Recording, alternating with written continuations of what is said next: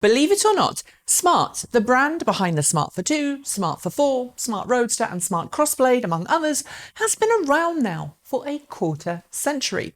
And in that time, its range of tiny, fun cars have revitalised the mini car market in some countries, challenged norms about what a car could or should be in others, and given customers around the world an alternative to a large, heavy gas guzzler for their daily commute. Originally designed by Swatch back in the 1980s, the smart car was always intended to be a hybrid vehicle, but after starting to work on the project with mainstream automakers, first Volkswagen, then Daimler after Volkswagen killed the project after just 2 years, it launched with a small 3-cylinder engine.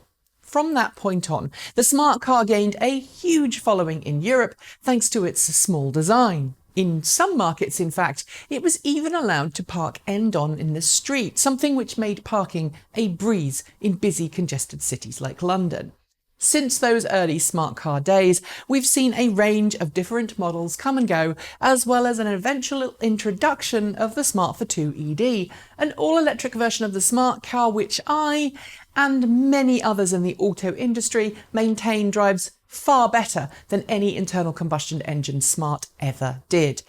Slowly, as regulations have tightened on emissions and battery technology has improved, Smart's electric models have become more popular. And when Daimler worked with Renault on a new platform for the next generation smart car and Renault Twingo, it ensured the new model could run as both an electric and an internal combustion engine model on the production line. Just over 2 years ago, Daimler announced that it would stop selling the internal combustion engine smart car in North America, making the brand all-electric in that market. A year later, it announced that the brand would go all-electric by 2020, and all-electric smart cars were rebranded with Daimler's EQ electric car branding.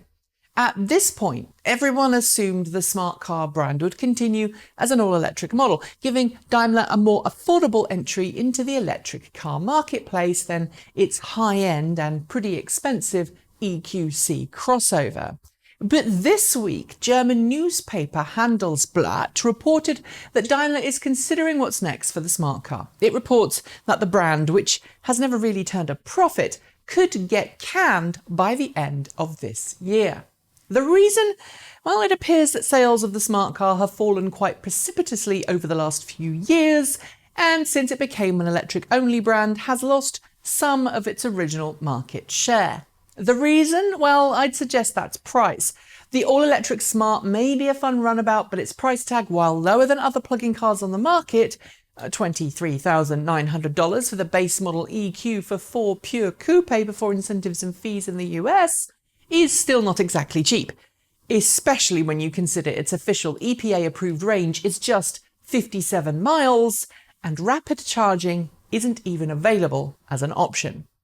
I also want to point out that, like other automakers, Daimler is finding it needs to tighten its metaphorical belt in order to bring electric cars to market, because cars that are electric tend to cost more to develop and make, at least for now. And while it does appear committed to making electric cars, it doesn't make sense for Daimler to continue producing a small, limited-range electric car if it could spend that money it currently loses on the Smart on its EQC, EQA, and other plug-in models. It seems, in essence, to be a similar logic to the decision that General Motors made when it decided to cancel the Volt in order to focus on the Bolt EV and other long-range all-electric models.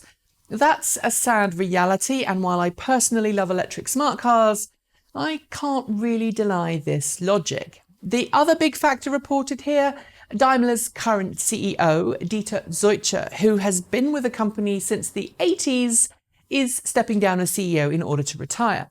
He's always seemed to have a soft spot for the smart car family, and in May, when he's replaced, it's thought the support for Smart brand will vanish with his departure. But will the brand vanish? That's less sure, as on Tuesday morning this week, both Reuters and the Financial Times reported that a 50% stake in Smart is being sold to Geely Automotive Holdings, the Chinese company that now owns the London taxi company, Lotus, Polestar, Proton, Volvo, Terrafugia, and a few others.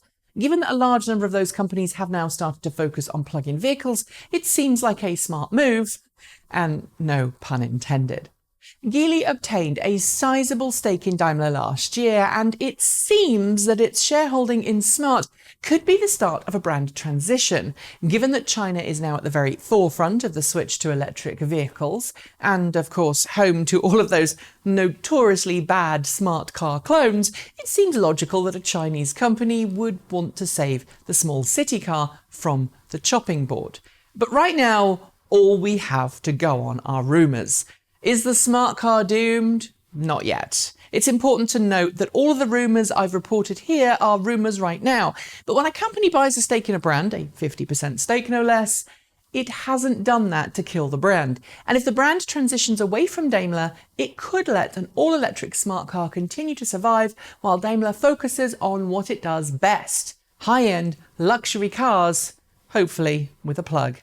And that's it. Thanks for watching. Let us know if you liked it or didn't like it below. Scribble a comment, hit the notification bell so you don't miss out on a single episode. And if you'd like to support this channel and help us grow, there are 3 ways that you can do that below. I'll be back soon with another episode, but until that point, keep evolving.